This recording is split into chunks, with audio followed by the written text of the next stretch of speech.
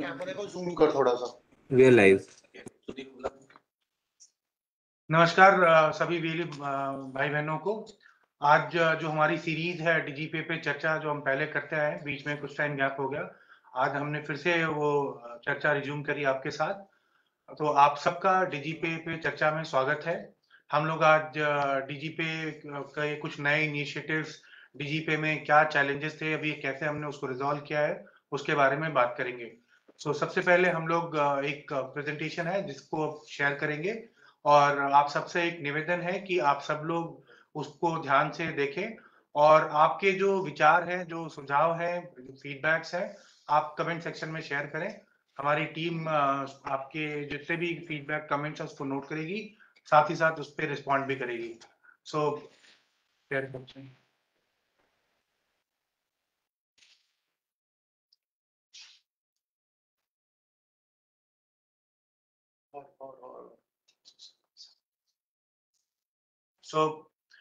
In the series of DGPay Charcha, this is fourth such Charcha, and we welcome you all.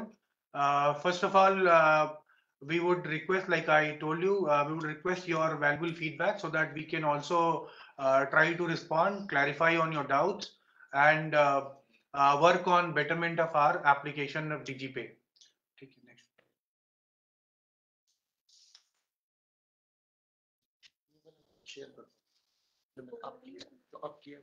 DigiPay में जैसा कि आप लोग जानते हैं 5 सर्विसेज हैं। कैश डिपॉजिट है, कैश विड्रॉल है, बैलेंस इंक्वायरी है, मिनी स्टेटमेंट है, माइक्रो एटीएम है, वॉलेट टॉप अप जो डिजिटल सेवा पोर्टल का डीजीपे के बैलेंस के थ्रू कर सकते हैं, और अभी सस्पेंडेड है for the time being because कुछ नई गाइडलाइंस हैं, उसके हिसाब से हमें अपने सिस्टम में चेंज करना पड़ रहा है। तो अभी डीजीपे जो मेन पोर्टल है उस पे डीएमटी बंद है, पर डीजीपे जो लाइट एप्लीकेशन हमारा, उसमें डीएमटी स्टार्ट हो चुका है। उस पे अगर किसी को डीएमटी करना है तो डीजीपे लाइट ऐप इंस्टॉल करके अपने को रजिस्टर करके डीएमटी की सर्विसेज वहां से कर सकते हैं।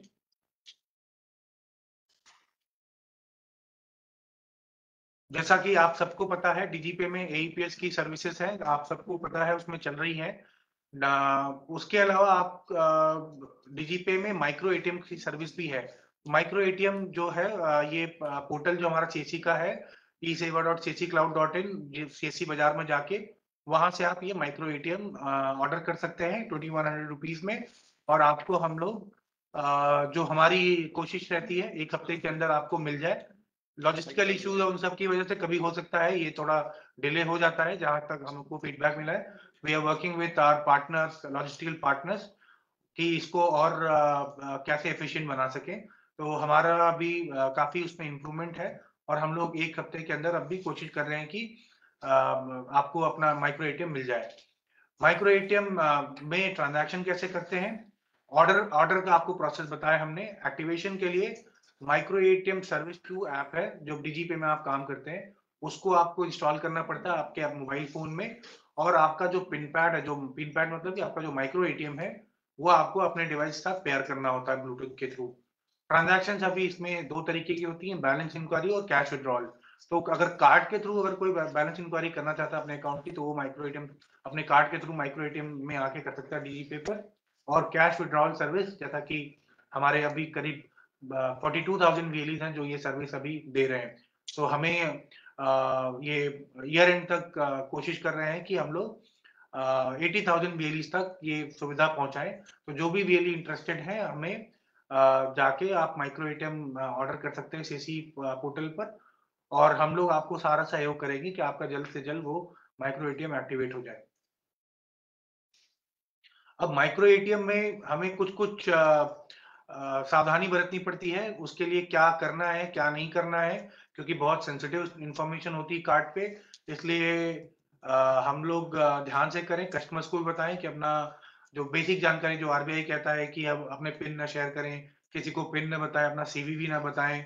ये चीजें हमें वीएलई को एजुकेट करना है, अपने कस्टमर को एजुकेट करना है, और हमें भी ध्यान रखना है कि ऐसा कुछ वायलेट ना करें। तो डूज क्या, जो हमें बेस्ट प्रैक्टिस हमें करना चाहिए अपने सेंटर पे कार्ड ट्रांजैक्शन करते वक्त। जब भी हम ट्रांजैक्शन करते हैं तो उसमें हम लोग उस ट्रांजैक्शन की रिसीप्ट कस्टमर को दें, जो भी ट्रांजैक्शन करते हैं उसका रिकॉर्ड रखें, एक सेपरेट रजिस्टर मेंटेन करके, अभी हम लोग रजिस्टर दिखाएंगे एईपीएस का, उसी तरह थोड़ा बहुत चेंज करके माइक्रो एटीएम का भी रजिस्टर बना सकते हैं। अपने रजिस्टर में जब बीएलई ट्रांजैक्शन करता है तो एज अ एक्नॉलेजमेंट उसका अपने रजिस्टर पर सिग्नेचर भी लेंगे, उसने कैश रिसीव कर लिया आपके साथ। जब माइक्रो एटीएम ऑर्डर करते हैं तो सबसे एक रिक्वेस्ट है कि आप हमेशा अपना सही नाम और पता और सही पिन कोड डालें। क्या होता है, बहुत सारे जो बिजली हमारे ऑर्डर करते हैं, पिन कोड गलत होने की वजह से, नंबर गलत होने की वजह से, या पता सही नहीं होता, उस वजह से माइक्रो एटीएम डिलीवर नहीं होता और हमारे पास रिटर्न आ जाता है। फिर हमारे पास क्वेरी आती है या फिर हम कॉल करके कंफर्म करते हैं तो उसमें 15-20 दिन आपके खराब हो जाते हैं।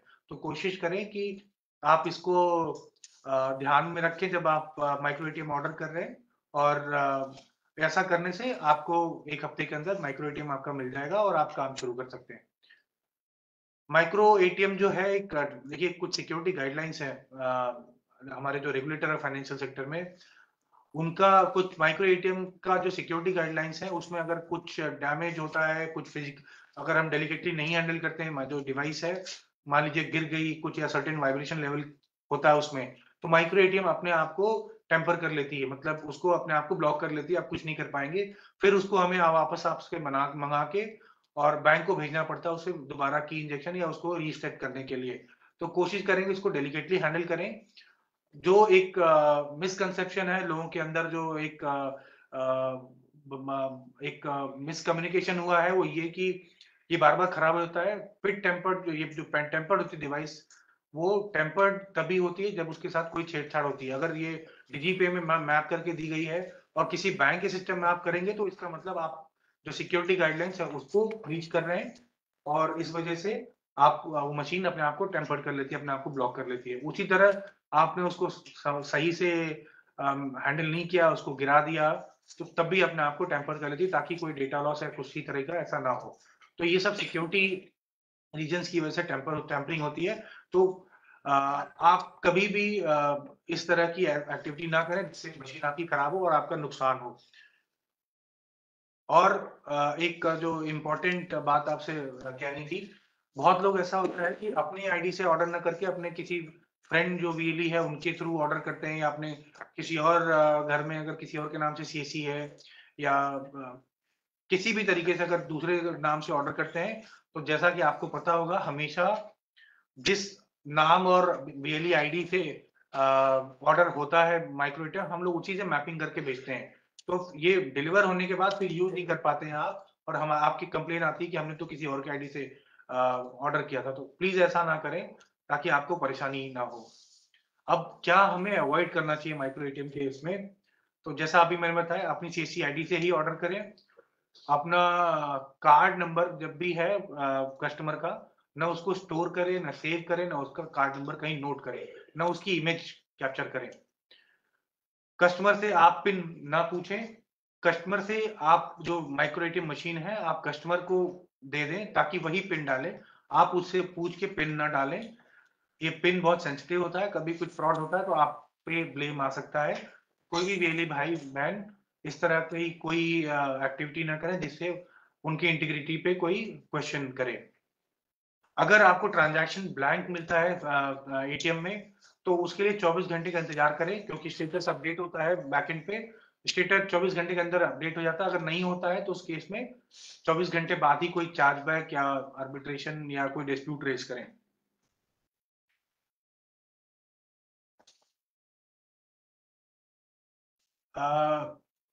जब जब आप अपने माइक्रो एटीएम डिवाइस पे कोई ऐसा सॉफ्टवेयर, एक्सटर्नल सॉफ्टवेयर ना इंस्टॉल करें जिससे वो डिवाइस को कॉपी करे, हैक करे, या उसमें किसी तरह का सिक्योरिटी ब्रीच करे, तो इसका जरूर ध्यान रखें। अपना जो डिवाइस है किसी और को यूज करने के लिए ना दें, क्योंकि आपके डिवाइस की जिम्मेदारी आपकी है। अगर कोई ऐसी फ्रॉडलेंट ट्रांजैक्शन होती है तो क्योंकि डिवाइस आपकी थी, तो आपसे ही जो एज पर रेगुलेटरी गाइडलाइंस है वो रिकवरी होगी और आप ही को रिस्पॉन्सिबल ठहराया जाएगा। इसलिए इसका प्रिकॉशन बरतते हुए आप किसी को अपना डिवाइस शेयर न करें, अपने किसी दोस्त को, अपने किसी ऑपरेटर को यूज करने के लिए। नेक्स्ट।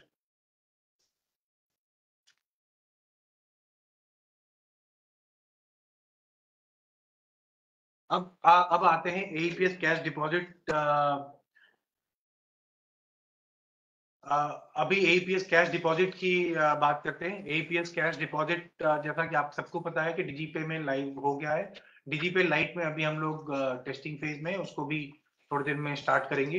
तो अभी तक 24 बैंक जो लाइव गए हैं उनमें से उनकी ट्रांजैक्शन हो सकती है, बट बैंक्स जैसा कि आपको पता है और आप लोग हमें बताते रहते हैं कि बहुत सारे बैंक्स की ट्रांजैक्शन नहीं होती है।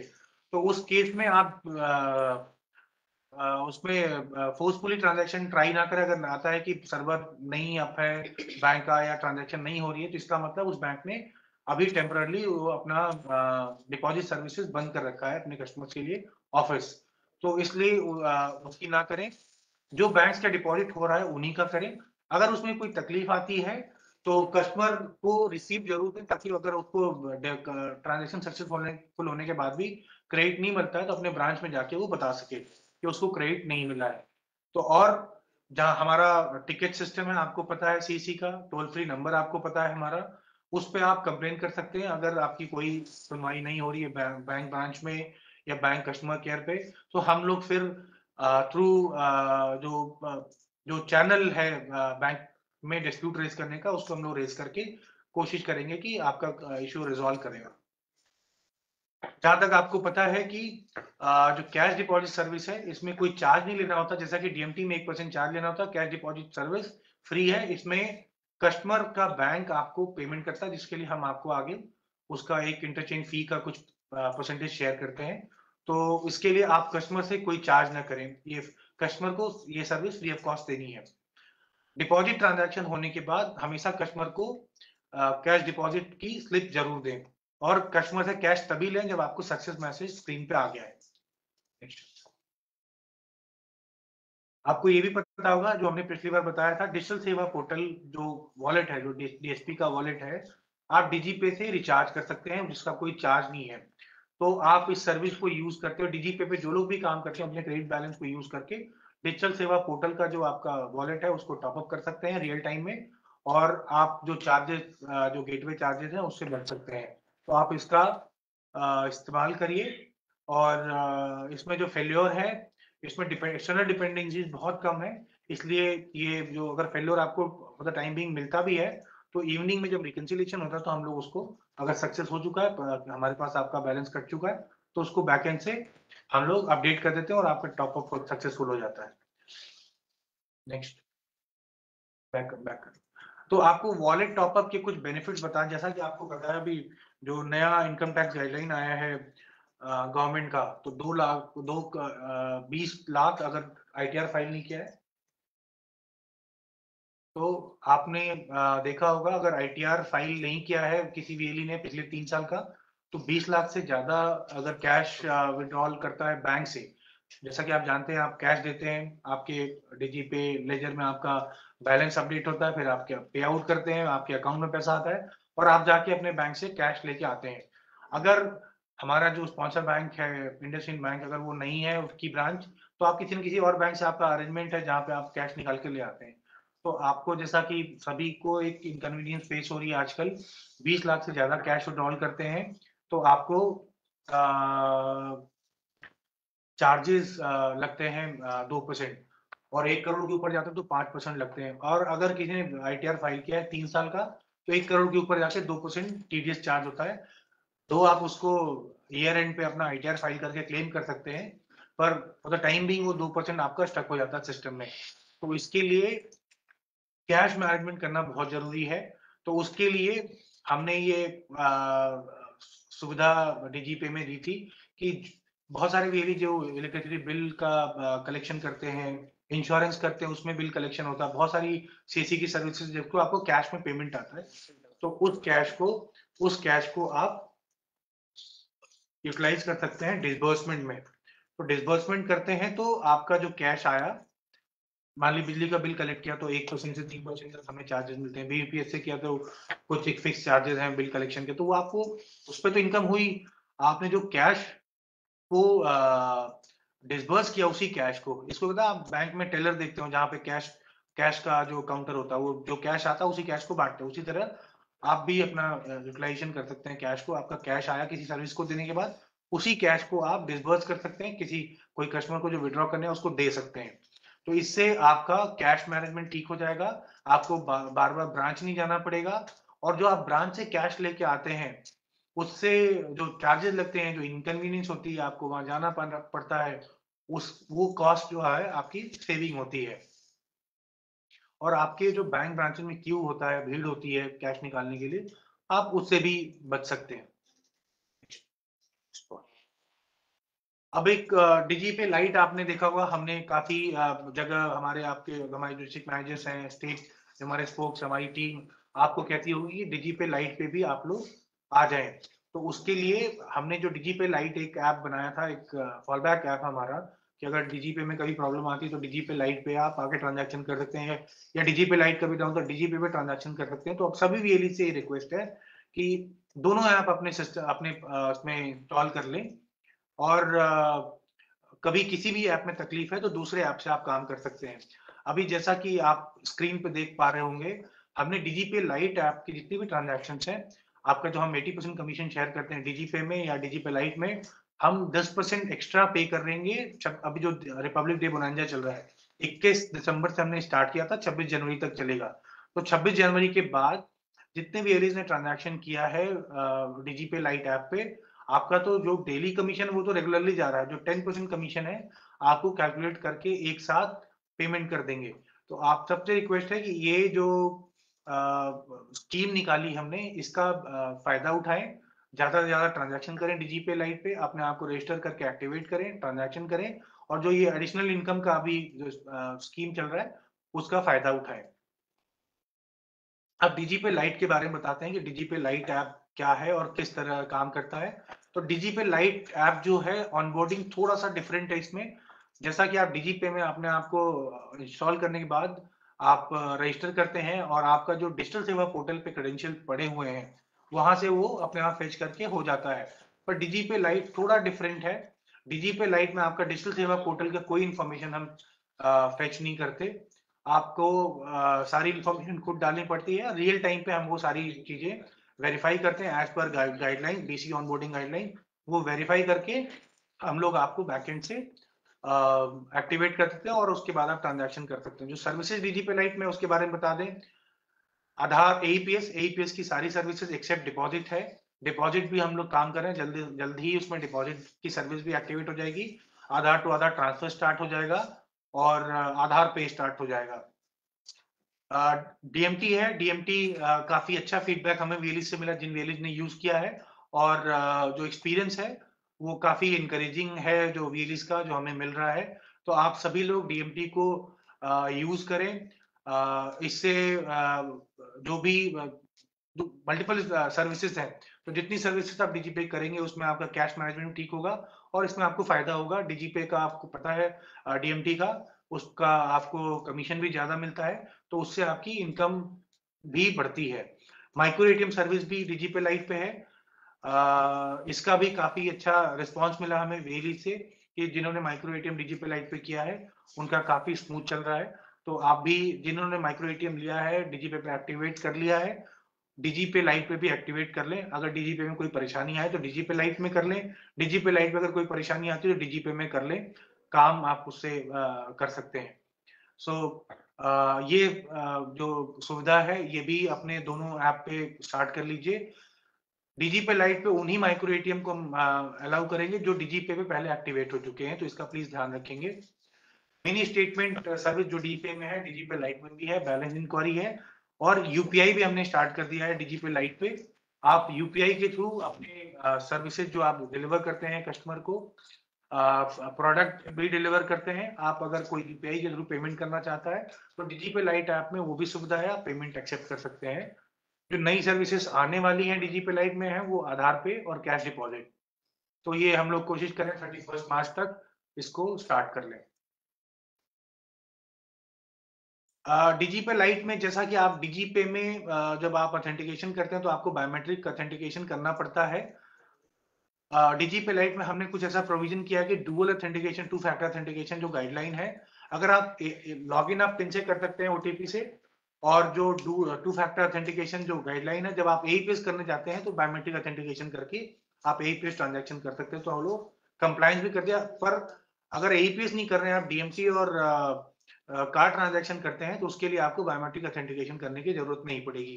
जो AEPS light DGP lite app है, वो विंडोज और एंड्रॉइड दोनों प्लेटफॉर्म पे काम करता है। विंडोज में वेब वर्जन है इसका जो काम करता है, और एंड्रॉइड पे इसका क्लाइंट ऐप डाउनलोड करके आप कर सकते हैं। अभी हम लोग लिंक के थ्रू दे रहे हैं सभी वीएलईज को। डीजी पे लाइट ऐप से हमारी जो टीम की तरफ से एक मेल जा रहा है, उस लिंक पे आप क्लिक करके अपने आप को ऑनबोर्ड कर सकते हैं। एक ओटीपी लॉगिन के टाइम एक ओटीपी की जरूरत होती है जो 24 घंटे के लिए वैलिड होती है अगर आप एक्टिव हैं तो। इसमें एक आईवीआर सपोर्ट सिस्टम है। आईवीआर मतलब कि अगर आपको कोई तकलीफ है तो उस पर डायल करके आप अपनी जो परेशानी है उस ऑप्शन को चूज करके अपना सोल्यूशन अपना सोल्यूशन सपोर्ट जो हमारा सिस्टम वो करेगा। इसमें लाइव चैट फैसिलिटी भी है व्हाट्सएप के थ्रू। तो आप व्हाट्सएप पे भी जाके, चैटबॉट है, चैटबॉट पे आप जाके अपने चैट कर सकते हैं सिस्टम से। आपका अगर कोई ऐसा स्टैंडर्ड प्रॉब्लम है तो उसका रेजोल्यूशन भी वहीं पे हो जाता है। आप इसमें डुअल वॉलेट है, आप दोनों वॉलेट से काम कर सकते हैं, डीएमटी वॉलेट और ट्रांजैक्शन वॉलेट। ट्रांजैक्शन वॉलेट में आपका जितना कार्ड और एईपीएस की ट्रांजैक्शन सेटल होती है, बट अगर कहीं भी किसी वॉलेट में फंड की जरूरत हो तो एक वॉलेट से दूसरे वॉलेट में फंड ट्रांसफर कर सकते हैं और ट्रांजैक्शन कर सकते हैं। इसमें आप मल्टीपल अकाउंट भी कर सकते हैं, प्रोवाइडेड कि वो आपका अकाउंट हो और सक्सेसफुली वैलिडेट हुआ हो। और इसमें जो कमीशन हम देते हैं क्रेडिट, वो रियल टाइम पे देते हैं।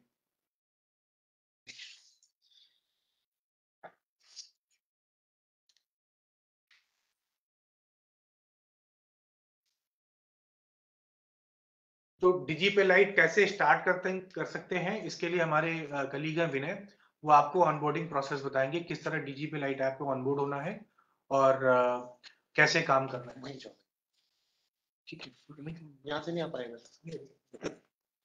डिजिटल लाइट ऑनबोर्डिंग हमने बहुत एक सिंपल प्रोसेस बनाया है कि इसमें हम जो डिटेल्स ले रहे हैं वीएलई से, तो जो बेसिक डिटेल्स लेते हैं हम उसका यूजर नेम लेते हैं, उसका मोबाइल नंबर लेते हैं, ईमेल आईडी, शॉप का नाम और आपकी स्टेट।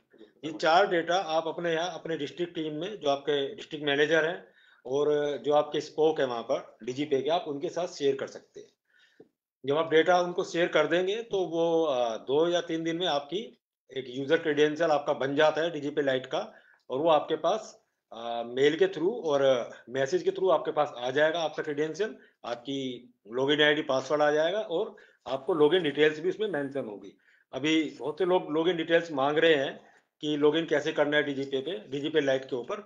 तो आपके पास जो मैसेज आया है डीजीपी लाइट टीम की तरफ से, आप उस मैसेज या ईमेल को देखेंगे तो उसमें लॉगिन डिटेल्स पहले से दी हुई है। आप वहां पर जाकर आप क्लिक करेंगे तो आप रिडायरेक्ट हो जाएंगे सीधा लॉगिन पोर्टल पे।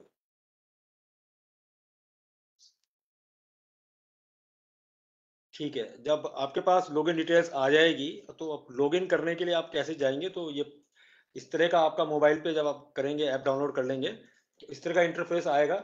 उसमें आपको अपनी लॉगिन आईडी डालनी है, पासवर्ड डालना है और फिर ओटीपी के लिए प्रोसीड करना है। एक एमपिन आपके मोबाइल पर जाएगा, आप उस एमपिन को डालेंगे।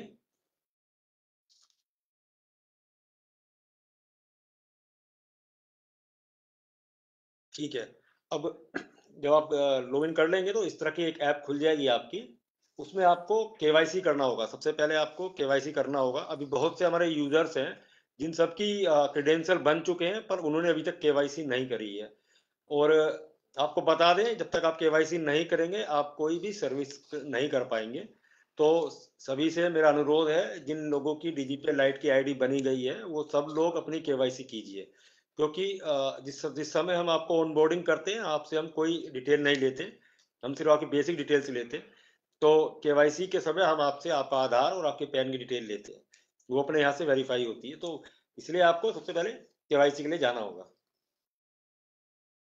सबसे पहले हम अपना मोबाइल नंबर वेरीफाई करेंगे। अपना मोबाइल नंबर डालेंगे, एक ओटीपी आपके मोबाइल के ऊपर आएगी, आप उसको वेरीफाई करेंगे। मोबाइल वेरिफिकेशन के बाद आप अपना ईमेल आईडी वेरिफिकेशन करेंगे। आप अपनी ईमेल आईडी डालेंगे, ईमेल के ऊपर एक ओटीपी आएगी, आप उसको वेरीफाई करेंगे। इस तरह का एक वेलकम पेज आएगा। अब आपको पैन वेरिफिकेशन करना है। पैन वेरिफिकेशन के समय हमें अपना पैन का जो फ्रंट का पेज, जो फ्रंट साइड होती है, वो आपको लानी है, उस पे उसकी फोटो क्लिक करनी है। इसी तरह हम आधार का करेंगे, आधार का फ्रंट और आधार का बैक। एक चीज हमें ध्यान रखनी, जिस समय हम वेरिफिकेशन करते हैं, अपना केवाईसी करते हैं, तो जो हम एड्रेस अपने आधार में डालते हैं, वही एड्रेस से हमें अपनी एक जो शॉप की एक फोटो लगती है और एक अपनी सेल्फी हम खरीद लेते हैं इसमें, तो वो ध्यान रखना है कि वो उसी लोकेशन पे होनी चाहिए, वही जियो टैगिंग होनी चाहिए उसकी। क्योंकि होता क्या है कि आपने आधार लगाया है गाजियाबाद का और आप कर रहे हैं लखनऊ से, तो वो नहीं होगा। आपको केवाईसी उसी लोकेशन से करनी होगी जिस लोकेशन पे आपने आधार दिया हुआ है। तो एक लाइव फोटो लेंगे, फिर अपनी शॉप की एक फोटो डालेंगे। तो जिस तरह शॉप की फोटो डालेंगे, तो ये हमें ध्यान रखना है हम उसी लोकेशन से करें। दूसरा, बहुत से लोगों को इसमें दिक्कत आती है कि हम नहीं कर का फोटो नहीं ले पा रहे हैं। तो आपको ये ध्यान रखना कि इस समय हम मोबाइल से केवाईसी करें, ध्यान रखें मोबाइल से ही करें, क्योंकि सिस्टम से करेंगे तो सिस्टम से आपको केवाईसी करने में दिक्कत होगी, क्योंकि अब फोटो जो आप शॉप की फोटो लेंगे तो सिस्टम आप नहीं बाहर ले जा पाएंगे, लैपटॉप से भी करने में बहुत दिक्कत होती है। तो हम सभी अपने यूजर्स को भी यही बोलते हैं कि जिस समय केवाईसी करें तो केवाईसी एक बार मोबाइल से कर लें, क्योंकि आपको दुकान की फोटो खींचने में आसानी होगी और अपनी सेल्फी लेने में भी आसानी होगी। कुछ बेसिक डिटेल्स होती है इसमें जो आप डाल देंगे, और उसके बाद जब आपकी केवाईसी हो जाएगी तो हमारी बैक एंड से टीम उसको वेरिफिकेशन कर देती है। तो अभी बहुत से यूजर्स आ रहे कि हमारी केवाईसी पेंडिंग है। हमारी टीम केवाईसी कर रही है, वेरिफिकेशन कर रही है। फाइनेंशियल ट्रांजेक्शन्स करते हैं लोग, तो इसलिए उसको हम थोड़ा समय लगता है उसको करने में। तो थोड़ा आप वेट कीजिए, 2 दिन में 3 दिन में केवाईसी सबकी हो जाती है। तो इस तरीका का पोर्टल आपका खुल जाता है जब आप केवाईसी कंप्लीट हो जाएगी। तो अभी इसमें सर्विसेज आप देखेंगे तो सर्विसेज के अंदर AEPS, micro ATM, domestic money transfer, ये सब सर्विसेज आपकी आ जाएंगी। तो डीएमटी के बारे में हम थोड़ा बता दें, डोमेस्टिक मनी ट्रांसफर हम इसमें कैसे करते हैं। तो इस तरह का एक आपका पेज खुल के आएगा, तो आप डोमेस्टिक मनी ट्रांसफर के ऊपर क्लिक करेंगे। ठीक है, अब हमको जैसे हमें मनी ट्रांसफर करना है, तो सबसे पहले हमें उसमें अपना सेंडर की डिटेल डालनी होगी, उसका मोबाइल नंबर डालेंगे, कॉन्टैक्ट डिटेल नाम डालेंगे।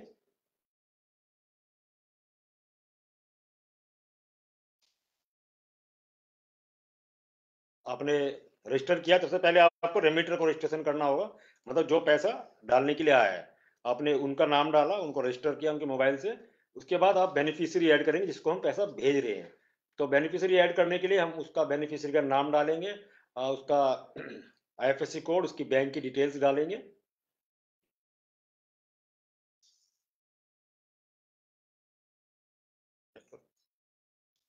ये सब डिटेल डालने के बाद इसमें एक ऑप्शन होता है, आपको बेनिफिशियरी अगर आपको चेक करना है, वेरीफाई करना है कि ये बेनिफिशियरी जो मैंने डाला है वो मोबाइल नंबर, वो उसकी बैंक डिटेल सही है या गलत है, तो इसमें बेनिफिशियरी चेक करने का भी ऑप्शन होता है, वेरीफाई करने का।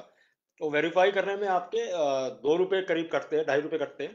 तो इस समय आप वेरीफाई करना, अगर आप पूछ लेंगे उससे कस्टमर से कि आप वेरीफाई करना या नहीं करवाना चाहते हैं, तो सेफर ऑप्शन के लिए आप पहले उसको वेरीफाई कर दीजिए, उसमें 1-2 रुपये ही कटता है। तो वो वेरीफाई हो जाता है कि हाँ यही बैंक डिटेल्स है जो उन्होंने डाली है।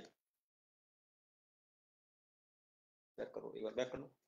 अच्छा, इसके अंदर एक सबसे अच्छी बात यह है कि जिस समय आप हम पैसा भेजते हैं डोमेस्टिक मनी ट्रांसफर में, तो हम 75,000 तक, अप टू 75,000 तक रुपीज एक मोबाइल नंबर से भेज सकते हैं एक मंथ में। और इसमें हम हमारे पास ऑप्शन है कि आईएमपीएस के थ्रू भेज रहे हैं या एनईएफटी के थ्रू भेज रहे हैं। तो जिस तरह इसमें लिमिट आ रही है, अवेलेबल लिमिट, मतलब अभी 50,000 रुपये तक वो भेज सकते हैं, मतलब वो 25,000 की लिमिट अपनी कंज्यूम कर चुके हैं। तो उस तरह की उसकी लिमिट भी उसके अंदर उसकी दिखती रहती है, कितनी लिमिट है कितनी लिमिट नहीं है। बेनिफिशियरी डिटेल आपने डाली, कंफर्मेशन के लिए आपके पास आएगा, कंफर्म की करेंगे आप, ये आपका सक्सेस का आ गया है मैसेज। तो बहुत सिंपल प्रोसेस है इसके अंदर। अभी तक हमें एक लगभग 7-8 महीने हो गए हैं करते करते, 1 साल से भी ज़्यादा हो गया वैसे तो। हमारे पास जो चांसेस है डिक्लाइन के, जो केसेस है बहुत कम है, मिनिमम केसेस आते हैं डिक्लाइन के। Dos on dos and don't के बारे में बात करें डोमेस्टिक मनी ट्रांसफर में, तो हमें सबसे पहले यही ध्यान रखना है कि इस समय हम बेनिफिशियरी डिटेल डाल रहे हैं वो करेक्ट डिटेल डालें। और सबसे बेस्ट मैंने आपको बताया कि जब आप डिटेल डालें तो एक बार उसको वेरीफाई करवा लें। वेरीफाई में 2 या 3 रुपए लगते हैं, तो वो वन टाइम होता है। एक बार आपका बेनिफिशियरी आपने वेरीफाई कर लिया है तो वो हमेशा के लिए वेरीफाई रहेगा। जितनी बार भी कस्टमर आएगा और वो पर्टिकुलर बेनिफिशियरी का नंबर डालेगा तो वो वेरीफाइड ही आएगा उसमें।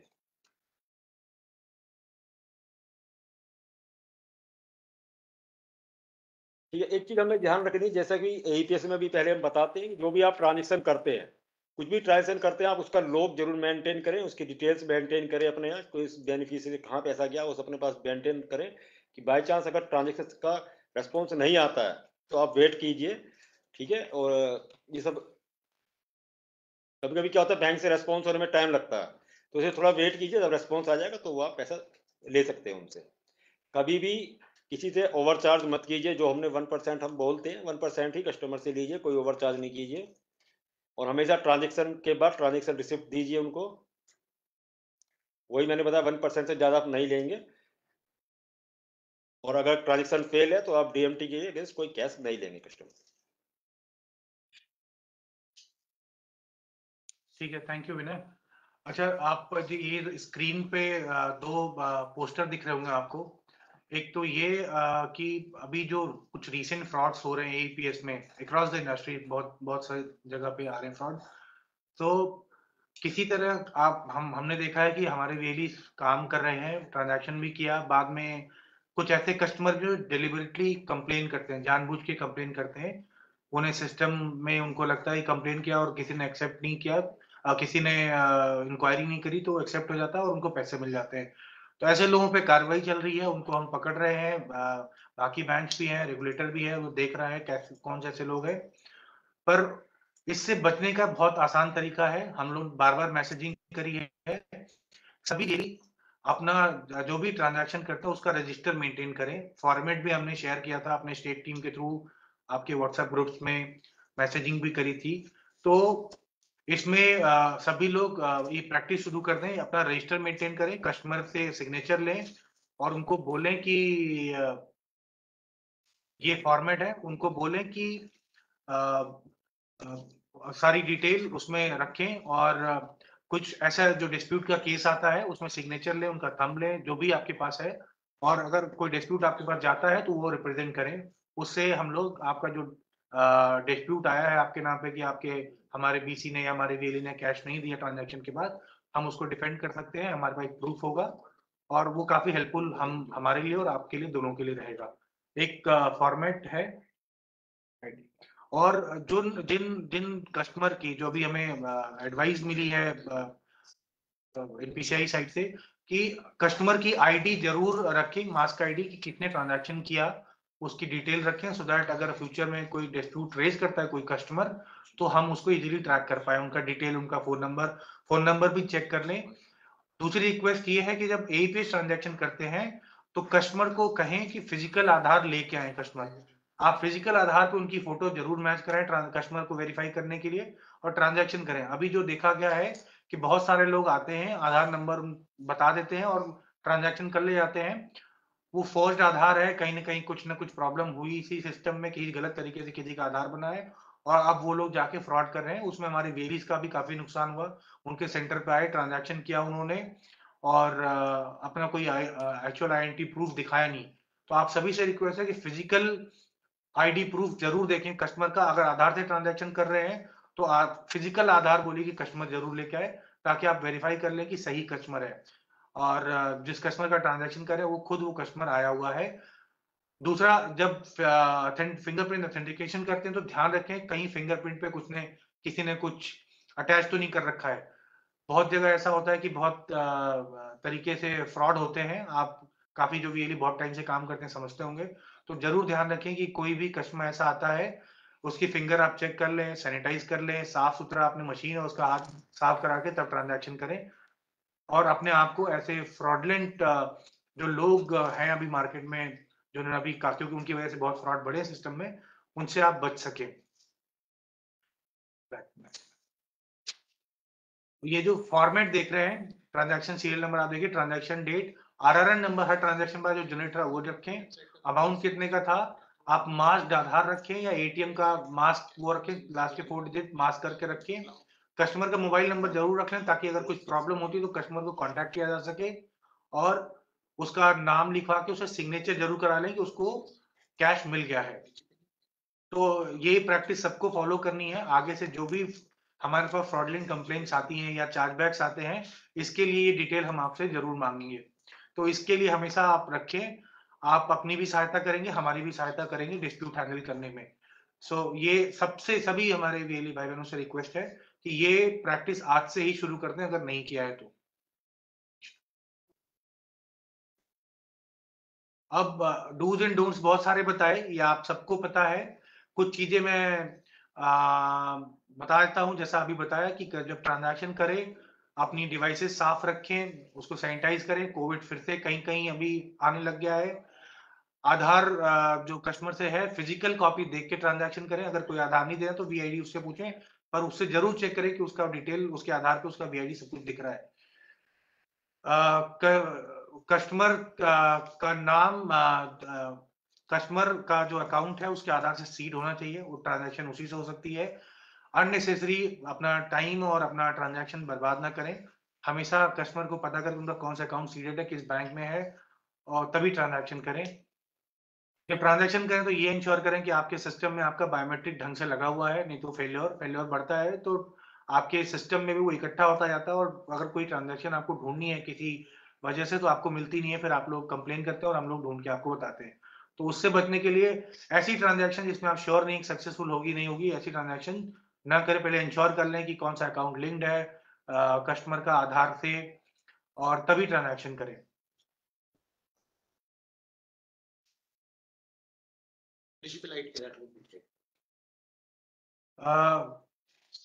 जब कैश डिस्पर्स कर देते हैं तो जैसा मैंने बताया उस जो फॉर्मेट दिखाया था उस फॉर्मेट में कस्टमर से एक्नॉलेजमेंट जरूर कराएं कि हाँ उसने कैश ले लिया है आपसे। उसके लिए उनका सिग्नेचर, थंब कुछ भी है वो लेना है आपको। अगर कोई हमारे वीएलई अफोर्ड कर सकते हैं, अपने सेंटर पे बहुत सारे वीएलई कर भी रहे हैं, हमने देखा है। और बहुत सारे वीएलई अगर उनके ऊपर फ्रॉडलेंट केस का कस्टमर ने लगाया कि हमारे साथ फ्रॉड हुआ है, तो हमारे वीएलई ने वीडियो प्रूफ दिया है, क्योंकि उन्होंने अपने यहाँ कैमरा लगा रखा था उसका, और उसमें वो रिकॉर्ड होता था कि कस्टमर आके ट्रांजैक्शन करके गया है। तो अगर आप कर सकते हैं तो वो आप अपने सिस्टम, अपने सेंटर में वो कैमरे जरूर, सीसीटीवी कैमरे जरूर फिक्स कराएं। सिक्योर अपने आप को सिक्योर करने के लिए फिंगरप्रिंट फ्रॉड से हो रहे हैं, और ट्रांजैक्शन फेल्योर कम करने के लिए जो ऑथेंटिकेशन फेल्योर्स होते हैं उसके लिए डीजीपे में आप जैसा कि जानते हैं आयरिस काम करता है। आयरिस मशीन का यूज करें और उससे अपने आप को आयरिस स्कैनिंग से जो फिंगरप्रिंट फ्रॉड है उसको अपने आप को सेफगार्ड कर सकते हैं। अपने शॉप की ब्रांडिंग, देखिए क्या होता है कि लुक एंड फील जितना अच्छा होता है लोग अट्रैक्ट होते हैं। तो अपने शॉप को प्रॉपर डीजीपे बैनर ब्रांडिंग साफ सुथरा करके, हमने कुछ पहले शेयर किया था किस तरह करना चाहिए, उस तरह अपने सेंटर को लगे कि ये कुछ बैंकिंग आउटलेट है, यहाँ पे फाइनेंशियल ट्रांजैक्शन होती है, उस तरह का अपने शॉप को, अपने ऑफिस को, जहां भी आप काम करते हैं उस तरह का लुक एंड फील देने की कोशिश करें। क्या नहीं करना है, अवॉइड करना है, कस्टमर की पर्सनल डिटेल्स बिना उसकी कंसेंट के स्टोर नहीं करें। जैसा कि रजिस्टर हमने बताया, रजिस्टर में जो लेना है वो तो लेना है, बट कभी भी उसका आधार अपने पास स्टोर करके ना रखें, या कोई ऐसी पर्सनल इंफॉर्मेशन जो नहीं होनी चाहिए उसको स्टोर ना करें अपने आप अपने पास में। जब आपको सक्सेस मैसेज मिले तभी आप कैश डिसबर्स करें। अगर ब्लैंक मैसेज फेलियर होता है तो आप ना करें। अगर किसी कारणवश अगर कस्टमर का अकाउंट डेबिट हो जाता है तो उसको कहें कि अपनी ब्रांच में जाके अपनी ट्रांजैक्शन स्लिप के साथ कंप्लेन करें।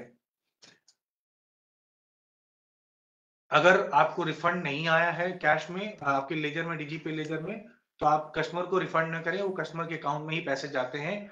अगर कस्टमर के बैंक का सर्वर डाउन है, उस केसेस में कभी होता है कि कस्टमर का जो अकाउंट डेबिट हो जाता है पर हमें सक्सेस नहीं मिलता और हम आपको सक्सेस नहीं दे पाते आपके सिस्टम से, तो उस केसेस में जो रिफंड होता है वो कस्टमर के अकाउंट में ही होता है। तो ये बात कस्टमर को समझा के रखें। ये 3 दिन के अंदर हो जाता है, बट फिर भी to be on safe side आप 7 दिन का बता के चलें कि 7 दिन के अंदर वो रिफंड उनका बैंक खुद ही करेगा।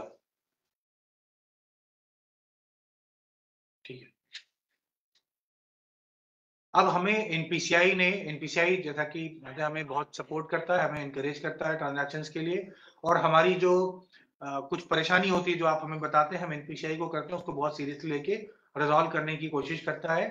एनपीसीआई ने एक नया ऐप डिजी साथी ऐप लॉन्च किया है, चैट बॉक्स भी है, उनका टोल फ्री नंबर भी है। डिजिटल पेमेंट में किसी कस्टमर को कोई तकलीफ होती है तो इन नंबर्स पे एनपीसीआई से चैट कर सकता है, टोल फ्री नंबर पे बात कर सकता है। उनका डिजी साथी ऐप डाउनलोड करके उसमें अपनी कंप्लेंट्स डाल सकता है, उनसे जानकारी डिजिटल पेमेंट की ले सकता है। तो हम सभी वीएलई से एक रिक्वेस्ट है, ये हम अभी क्रिएटिव बना के देंगे, सभी वीएलई जो लोग डिजी पे करते हैं अपने सेंटर पे ये कहीं बैकग्राउंड में लगा दें, सो दैट आपके यहाँ जो लोग हैं वो अवेयर रहें डिजिटल ट्रांजैक्शन, डिजिटल पेमेंट्स के बारे में, और किसी फ्रॉडलेंट एक्टिविटी से अपने को सेफगार्ड कर सके, अपने को बचा सके, क्या नहीं करना चाहिए, क्या करना चाहिए, वो सब चीजें इस पे जानकारी मिलेगी। नेक्स्ट, ये उनका ऐप है डिजी साथी ऐप, इसका आप उस पर चैट भी कर सकते हैं उनके साथ। तो ये डिजी साथी ऐप डाउनलोड करके इसकी जानकारी ज्यादा से ज्यादा आप ले सकते हैं। ये डिजी साथी हेल्पलाइन नंबर जैसा कि मैंने बताया 24/7 है। आपको डिजिटल पेमेंट जितनी भी होती है उसमें एपीएस भी आता है, अगर कोई तकलीफ है तो यहाँ भी आप बात करके उनको बता सकते हैं कि क्या तकलीफ आती है। सो बेस्ट प्रैक्टिसेस की बात करें, बहुत सारे वीएलईज की स्टोरीज हम लोग पब्लिश करते रहते हैं अपने ट्विटर हैंडल्स के थ्रू, फेसबुक पे बहुत सारे हमारे स्टेट रिकॉग्नाइज करते हैं, बताते हैं। तो जो बेस्ट प्रैक्टिसेस है, बहुत सारे वीएलई कुछ कुछ ऐसा करते हैं, जैसे उनके सेंटर पे फुटबॉल बढ़े, उसके लिए और वो फाइनेंशियल सर्विसेज डीजीपे के थ्रू कर पाए, कैश मैनेजमेंट ठीक से कर पाए। इसके लिए आप हमारा ट्विटर हैंडल, हमारा फेसबुक पेज फॉलो करें, उस पर आप देखेंगे हम लोग ऐसी जो बेस्ट प्रैक्टिसेस हैं वो शेयर करते रहते हैं, तो उससे आपको भी क्लू मिलेगा और आप को अच्छे जो है उसको अपने यहाँ रेप्लिकेट कर पाएंगे। अब बेस्ट प्रैक्टिस में ब्रांडिंग है, बहुत लोगों ने अच्छी ब्रांडिंग कर रखी, साफ सुथरा रख रखा अपने सेंटर को, एक बैंकिंग आउटलेट जैसा लुक दे रखा है, ताकि लोग वहां पे अपने आप को वो समझ पाए कि यहाँ पे बैंकिंग सर्विसेज दी हैं, एक स्टैंडर्ड जो बैंकिंग सर्विसेज देने का बैंक्स ने सेट रखा, प्राइवेट बैंक्स ने कर रखा है, वो मैच करते हैं और एक अच्छा एम्बियंस मिलता है कस्टमर्स को अपना आप सर्विसेज अवेल करने के लिए। सर्विसेज की बात करें तो सर्विसेज अगर आप अच्छी देते हैं, जैसा कि मैंने पिछली बार बताया था, हमारे कुछ वीएलईज हैं जो बहुत अच्छा काम कर, उन्होंने काउंटर बना रखे हैं।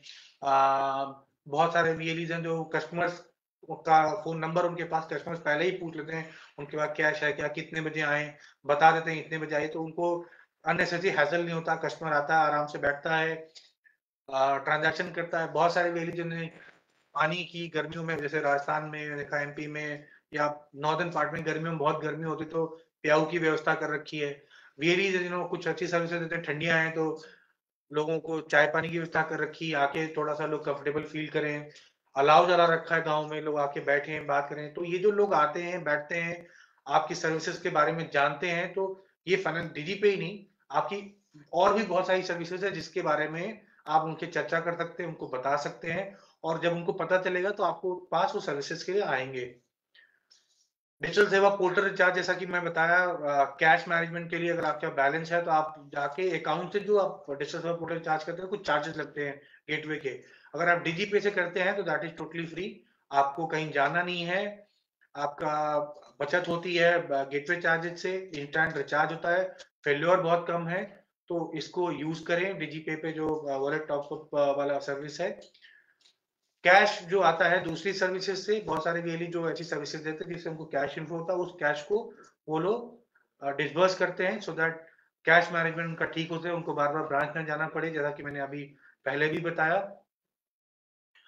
जहां बहुत सारे वीएलई ऐसे हैं जो लोकल ब्रांचेस में अपनी रिलेशनशिप है, हमसे सर्टिफिकेट लिया उन्होंने, वीएलई हैं जो दिया गया था, हमने उन वीएलई जगह जेन्युइनली काम करे तो उन वीएलई को सर्टिफिकेट भी दिया, वो ले जाके ब्रांच से उन्होंने एज अ बीसी एग्जामिशन लिया हुआ है, ब्रांचों ने बहुत जगह दिया हुआ है, तो उनको जो टीडीएस का इशू है वो अपने आप रिजॉल्व होगा। तो ये जो प्रैक्टिसेस है जो हमें पता चलती फील्ड से हम आपके साथ शेयर करते हैं, आपको एडवाइस करते हैं आपको क्या करना चाहिए, तो आप सभी फॉलो करें इसको।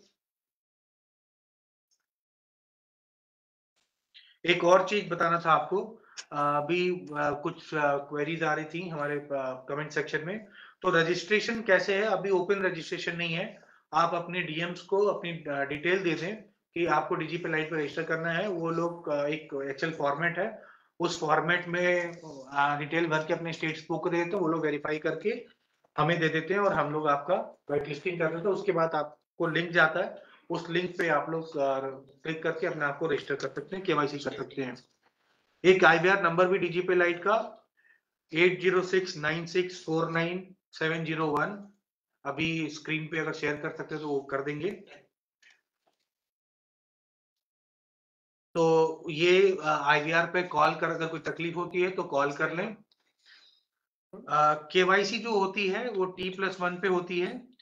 और ये जो यूपीआई हमने शुरू किया है, हमें पता चला है कुछ वीएलई डीएमटी ट्रांजैक्शन के यूपीआई से पेमेंट लेते हैं, तो ऐसे लोग करेंगे तो हम उनका यूपीआई डिसेबल कर देंगे। क्योंकि अगर कोई कस्टमर यूपीआई कर सकता है तो वो डीएमटी की उसे जरूरत नहीं है। ये डीएमटी हमारे उन कस्टमर उस सेगमेंट के लिए है जो लोग अर्बन एरिया में काम करते हैं या कहीं माइग्रेंट लेबर की तरह काम करते हैं, उनको अपने घर वालों को पैसा भेजना पड़ता है, तो कैश लेके आते हैं, कुछ फी पे करते हैं और ट्रांजैक्शन करते हैं। अगर यूपीआई कर लेते होंगे तो उन्हें हमारी जरूरत नहीं होगी। तो डीएमटी के लिए यूपीआई कोई लेता है तो वो कहीं ना कहीं हमें उस पर सस्पेशन होता है और इसलिए हम लोग उसको ब्लॉक करने के प्रोसेस में जो ऐसा करेगा। आईवीआर नंबर अभी स्क्रीन पे दिखा रहा है, आप नोट कर लें। और कोई भी तकलीफ होती है डीजीपी लाइट में, इस आईवीआर पे कॉल कर सकते हैं। इसमें भी शेयर कर दिया। आप सभी लोग ये आईवीआर नंबर नोट कर लें।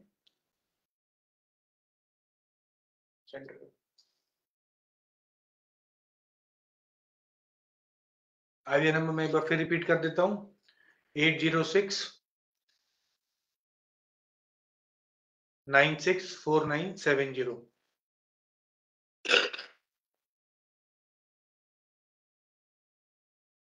ये सभी लोग नोट कर लें डीजीपे लाइट पे इस आईवीआर के थ्रू।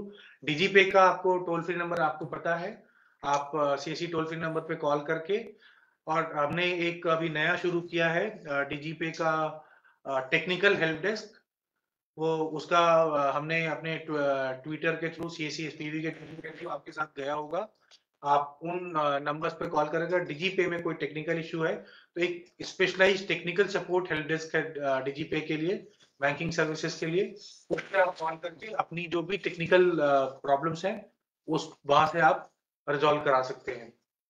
बाकी समस्याओं के लिए आप हमें टिकट रेज कर सकते हैं और उस टिकट पे हम लोग, जैसा कि आपको बताता, 3 दिन के अंदर आपको रिस्पॉन्ड करते हैं, आपको आपकी जो भी प्रॉब्लम है उसको सॉल्व करने की कोशिश करते हैं। तो ये जो हमारे हेल्प डेस्क नंबर्स हैं उस पे आप कॉल करें, टिकट रेज करें अपनी परेशानियों के लिए, हम रिजॉल्व करने की कोशिश करेंगे। दूसरा, अभी किसी भी तरह की परेशानी के लिए हम लोग अवेलेबल है मंडे टू सैटरडे। आप हमारे इस पे कॉल कर सकते हैं, बट डीजीपे पे अभी स्टेबल हो चुका है। जो भी परेशानियां थी, हमें मालूम इनकन्वीनियंस हुई, तकलीफ हुई, हमने भी कोशिश करी कि आपकी तकलीफ को जितनी जल्दी जो आपकी परेशानी उसको रिजॉल्व कर सके, कोशिश करिए। बट फिर भी किसी को रह गई, उसके लिए जो भी आपको इनकन्वीनियंस है उसके लिए हमें वी रिग्रेट फॉर दैट, हमें उसके लिए खेद है। हम कोशिश कर रहे हैं कि उसको और बेहतर बनाए जो हमारी सर्विस है, और आपके फीडबैक को हम बहुत पॉजिटिवली लेते हैं, उस पर काम करते हैं। तो इसके साथ ही आज का ये सेशन क्लोज करते हैं। Thank you so much. आप सभी वीएलई को ज्वाइन करने के लिए बहुत बहुत धन्यवाद। रहने दे।